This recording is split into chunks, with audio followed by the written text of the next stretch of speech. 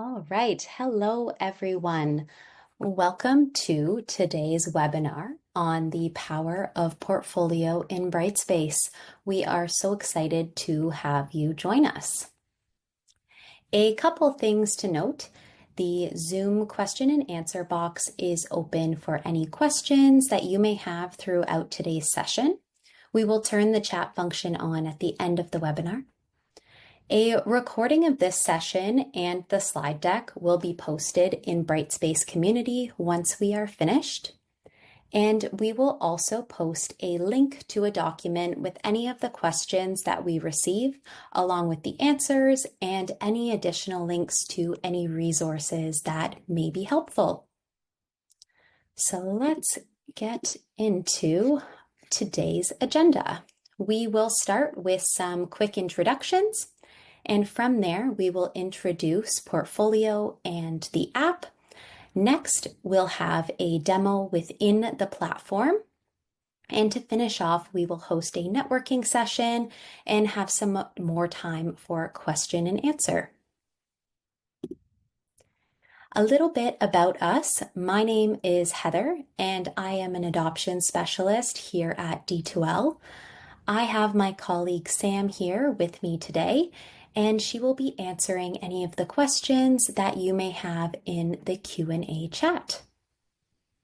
Before D2L, we both worked in classrooms as educators for a number of years and are excited to still work with school districts like yours across North America. Before we get too far, I would like to take a moment to clarify some terms. You may have heard of D2L or Brightspace before, but to clarify, D2L is the company that we work for. Brightspace is the product that we make, a learning management system. And depending on where you work, your district may call Brightspace something like eClass, iLearn NYC, or the VLE. Although some of your districts have different names for the learning management system, they all refer to Brightspace. In addition, our Brightspace community is a hub of resources where you can connect with other Brightspace users and seek out additional information on Brightspace. There are going to be some links in the chat for Brightspace community and our K-12 educators group.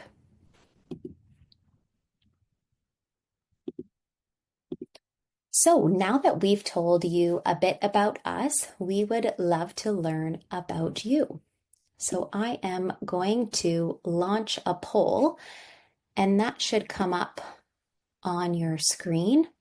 So we have a couple of questions here. Our first one is, how are you currently documenting student work? Which of the following best describes your comfort level with using Brightspace Portfolio? If you are using Brightspace Portfolio, how do you primarily use it? And which of the following best describes your role? And I will just leave this up here for a couple of moments to give everybody an opportunity to answer the poll. So we have quite a few people using Brightspace Portfolio, which is awesome.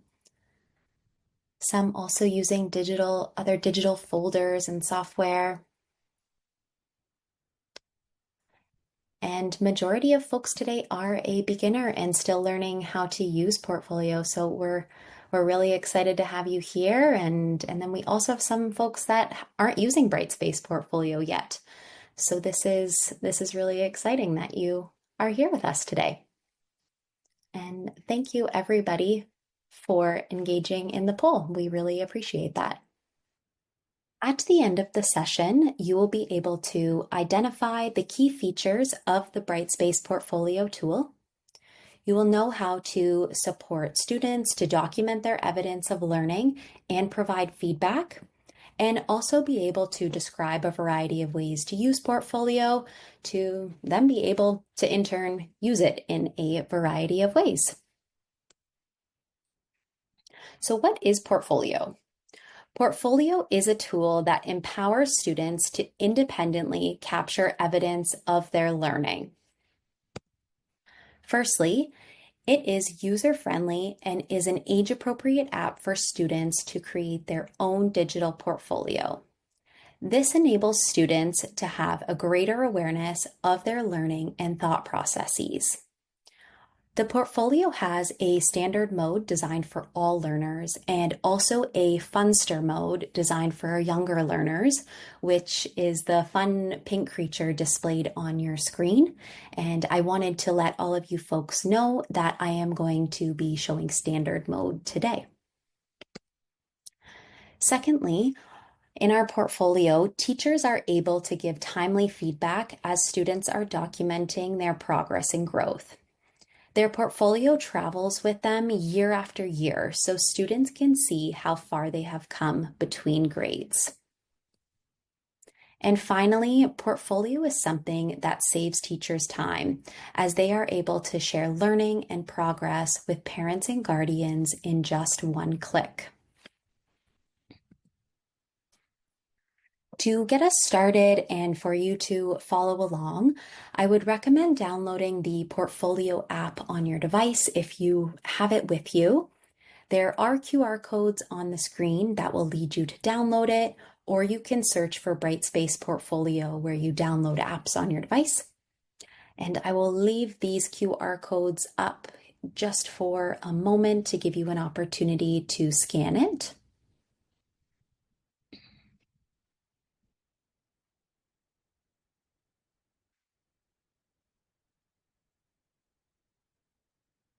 But again, just to remind you, if you don't have your device with you right now or on a classroom device, you can just search for Brightspace Portfolio to download it as an app.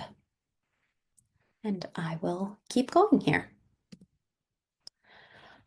So students have 4 ways to access their portfolio and collect their evidence of learning. So the first 3 are through the app on different devices. So the first one may be through a shared classroom device with QR codes, which I will share more information on later this session, and you'll learn how you can access those. Students can also access this on their own device, which is most likely for secondary students or upper elementary.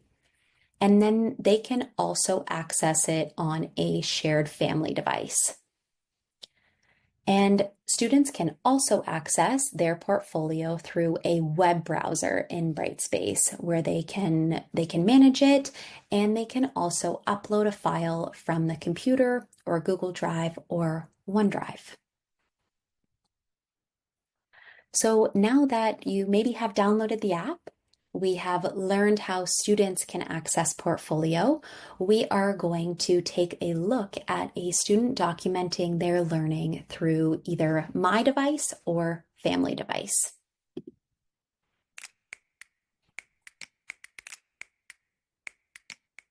Hi, my name is Maya. I've been using Brightspace Portfolio to take pictures of my schoolwork for my teachers while I'm learning at home. Some of my friends were asking how to do this. So I wanted to share this video to show everyone how to do it. So first you're going to go to the Portfolio app and it has the leaf. Then you're going to click on the blue camera. Then after that, you can take a picture of your work. Once you do that, you click on the little square that has that picture. Then it'll appear like this. You'll click on it. It says add a title. And I'm going to quickly punch in my title, which is Stitch Art. So then there's this blue microphone button that you can tap to talk about it. So you can say a short note for it, and I'm going to do that quickly now. Hi, Madame. I hope you like this Stitch Art picture. It is Stitch and Lilo with Ohana. So I hope you have a good day. Thanks. Bye. Au revoir. So then, after you do that, you can click the little arrow that goes back, or you could write down some thoughts, and then it'll appear like that. And you'll click this little cloud button, Then you'll select the class folder. So then after that, you're practically done. So thanks for watching.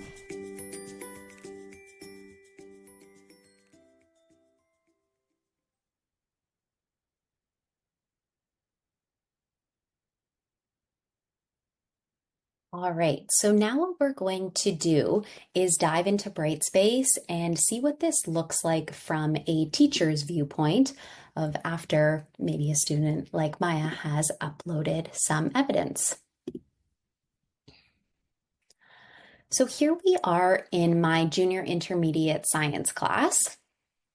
And if you do not have portfolio in your nav bar, you can go over to the ellipses here and click on Edit this nav bar.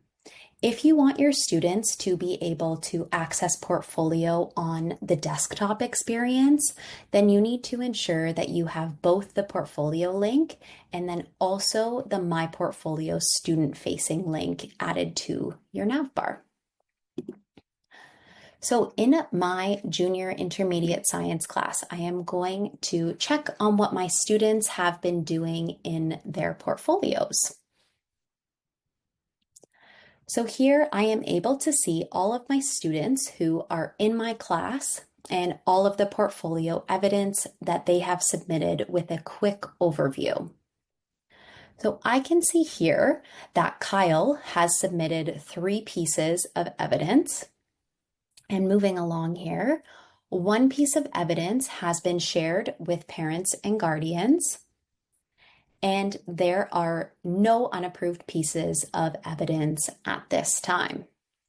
So right now what I'm going to do is dive into Vicky's portfolio.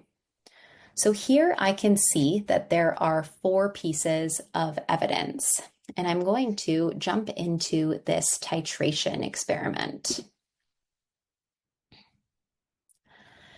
So for this piece of evidence, Vicky has submitted a photo for this particular lab, and I'm going to just click on it to give you a little bit of a better view here. And Vicky has submitted an audio reflection that goes with this artifact. And as I keep scrolling down here, I could capture some reflection on Vicky's behalf if I was having a conversation with them to just add a little bit more of additional context, even if there were other observations that I had as well. At the bottom here, we can categorize this piece of evidence, and these categories can be set up at both the school level and the class level. Being able to categorize these portfolio items is a really great feature because I can pull all of these pieces of evidence that are under that category later on. So I'm going to categorize this under science labs. And at the bottom here, you can see that Vicky would also be able to categorize this piece of evidence.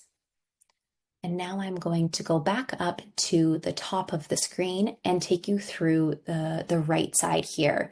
And this is where I can review and assess. So there is already some educator feedback in here, but I am able to add feedback to this evidence through a written comment. So I can type something else here and press add. You can also add 1 or more rubrics to a student's evidence and make it visible to them.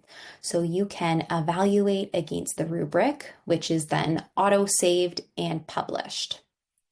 Students and parents and guardians, if it's shared with them, can view your feedback, including criteria, level of achievement, and feedback associated to the specific criteria. Additionally, if learning outcomes from the Achievement Standards Network are mapped to the class, you can then map learning outcomes you've added to specific Brightspace portfolio evidence.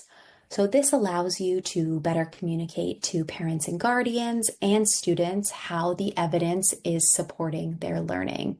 And you would do this by selecting one and clicking Save. Another feature that I want to bring your attention to is this private notes section. You may want to make a comment that Vicky or parents and guardians can't see. So as I click on this box here, we can see right here to make this visible. And this would be so that other colleagues would be able to see this note. So this could be very beneficial for the younger years, as there is sometimes that team teaching environment. But the default setting for this is for it to not be visible. And last but certainly not least is the Share with Guardians feature. This provides parents and guardians with a window into the classroom where they can see these pieces of evidence. So turning this on shares it with parents and guardians on the Brightspace Parent and Guardian app. Now I'm going to go back out to Vicky's portfolio.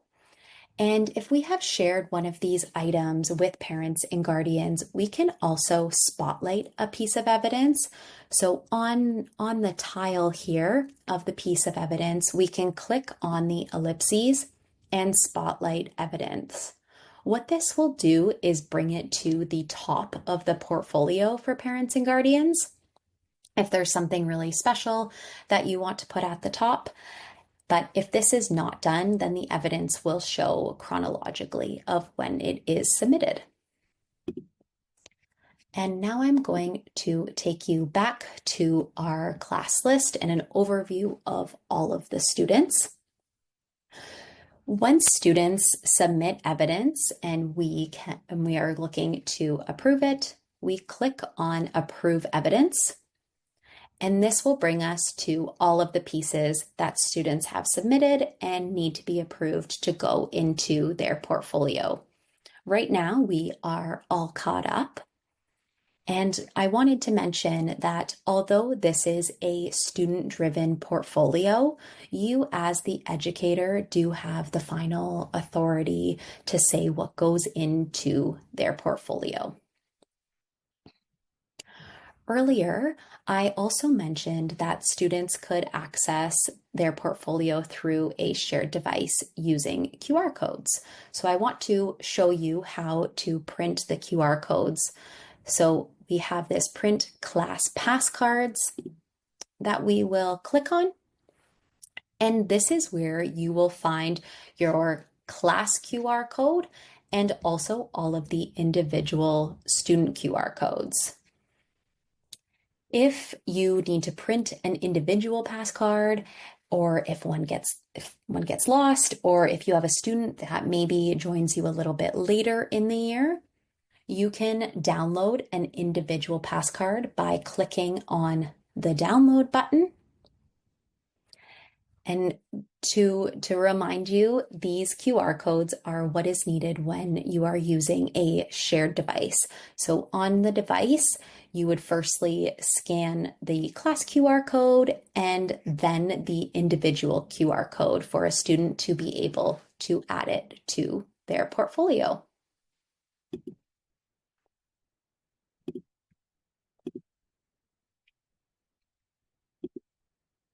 So I wanted to share some examples here of how other educators have organized their QR codes. From left to right, you could have them on your person so that they are mobile from class to class. And then in the middle here, a teacher had them on a clipboard so that they could easily be shared between education teams. And then finally, on the right side here is to have the QR codes as a permanent reference in a classroom where students can access their own cards. And this really promotes independence. We always love to share how folks have used and are using Portfolio. And although this says Portfolio for secondary, we do believe that it can span across all grades. So portfolio can be used on field trips.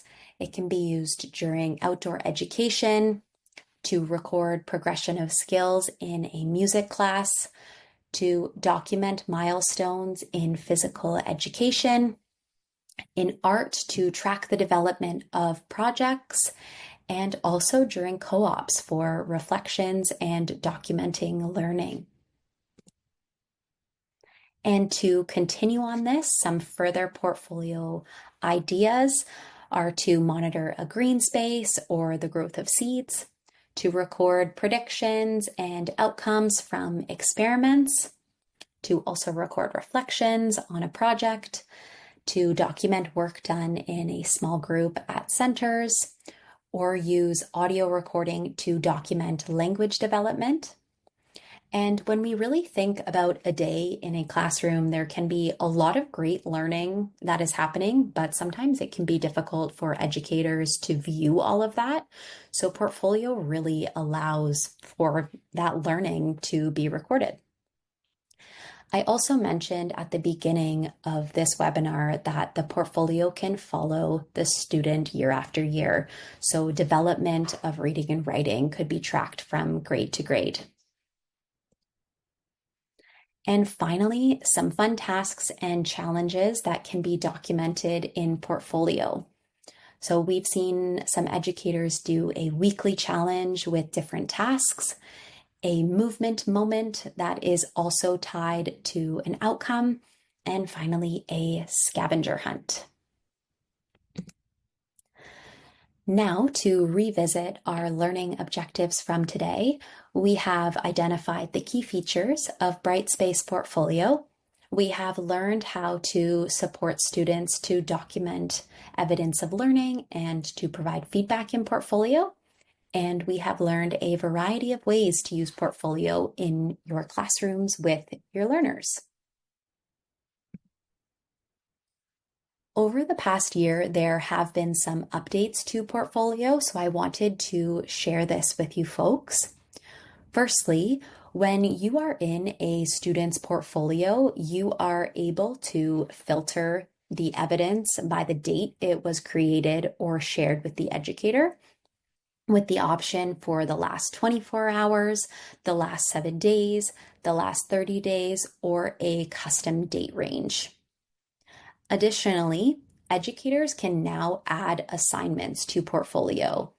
So with this, the submission, feedback, and grades are converted into a piece of evidence that can live in the learner's portfolio. And learners are also able to add their own assignments to their portfolio. So you may be asking yourself, where can I go from here with portfolio? And we have a Getting Started with Brightspace Portfolio course in our Brightspace Learning Center. To access this course, you must register and log into Brightspace Community. At the beginning of this, we mentioned this group, and I wanted to let you all know that we will continue our discussion from this webinar in this community group. So we would love to have you join us there to keep the conversation going. We also have our D2L Champions program. This is a really great program to get involved with, especially if you are attending webinars like this one or are interested in participating in customer feedback groups or giving us reviews. We like to reward you with giving you champion points that you can then use to redeem for swag, gift cards, or even D2L services. If you are looking for more information, we will put the link in the chat. And we also have some upcoming sessions that we wanted to share. These are our next 5 sessions with personalized learning paths coming up in April. And we will have the link to sign up to these in the email that follow up to this webinar. And last but not least, we have a survey. If you don't mind taking a few moments to fill it out, we would love to get your feedback. And these results really help us to improve our offerings and really make sure that we are delivering what you want to see. And so we have a QR code on the screen here that you can scan that I will leave up for a couple of moments. And Sam has also put that link in the chat if that's a little bit easier for you. All right. So now we are going to dive into the discussion and further question and answer portion of our session today. So we have the following questions on the screen here, and we'd love to hear from you. So the questions don't need to be answered in a certain order. If there's one that sticks out to you that you want to answer, you're more than welcome. If you want to come off mute or share a message in the chat, then the floor is open to you.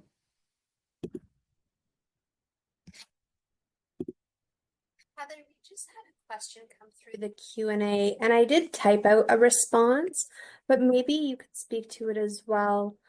Someone has asked if portfolio evidence can be associated with expectations or outcomes or standards. Lots of people use different language there, but can you talk about tying portfolio evidence to standards and how that works with the master review of gradebook?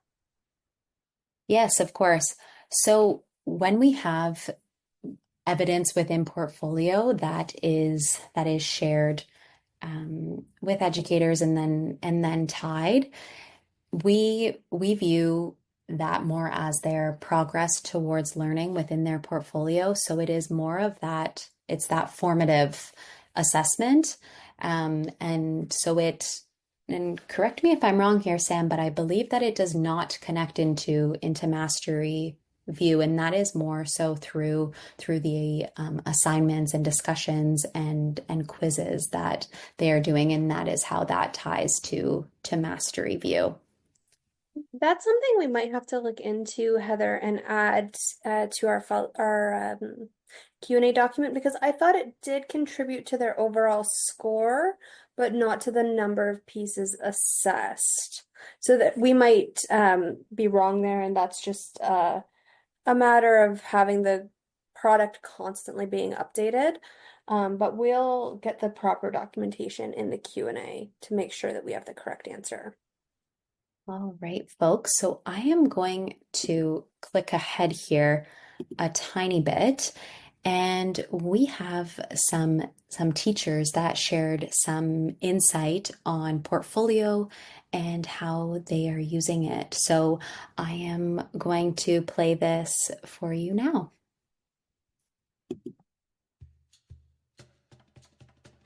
One thing I found was in the portfolio section, which I really, really love, because they can just put anything they want into their little space and they can share it with you. And I would have so many wonderful things just shared with me, just like random things, just like they would draw me a picture at home and they would say, "I love you, Mrs. Laughlin," and they'd upload it to their portfolio and they'd be like, "Did you see that? Mrs. Laughlin, did you see that?" I'm like, "I saw it, I love it." And I'd write them a little comment back, or I could draw something back and add it to their portfolio.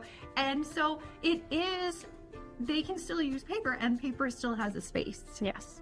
And a place. Mm-hmm.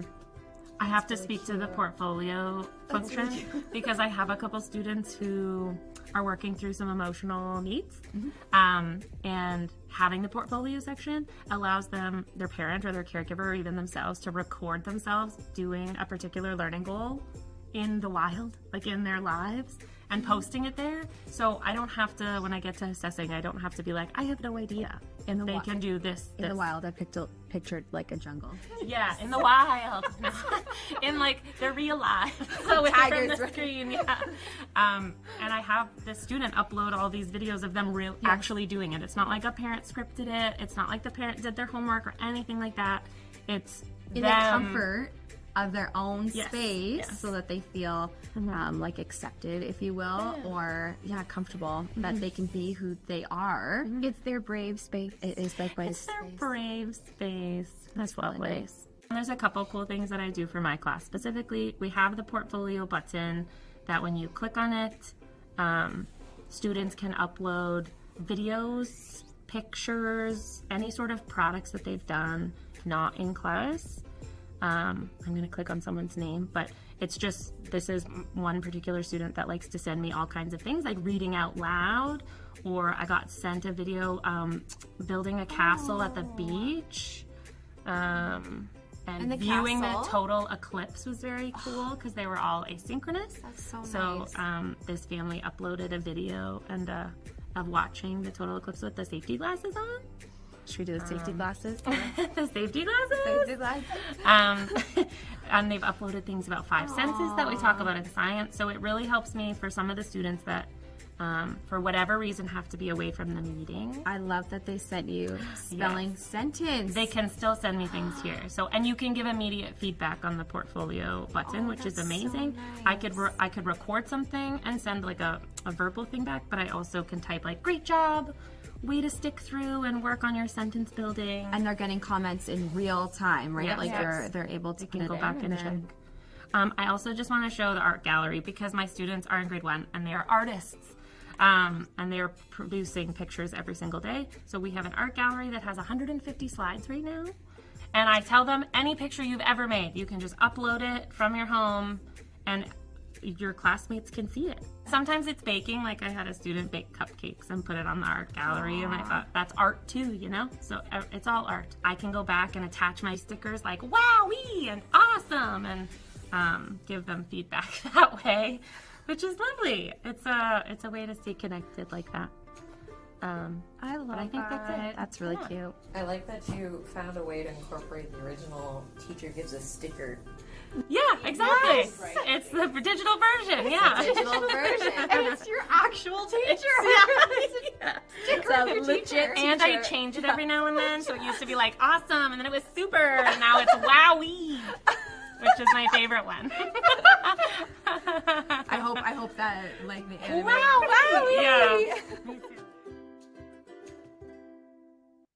All right, folks, we want to say thank you so much for attending our session today, and we hope to see you in April. If you have any further questions, you are more than welcome to stay on, and we will be here for the next few moments. But if not, please have a wonderful evening and take good care.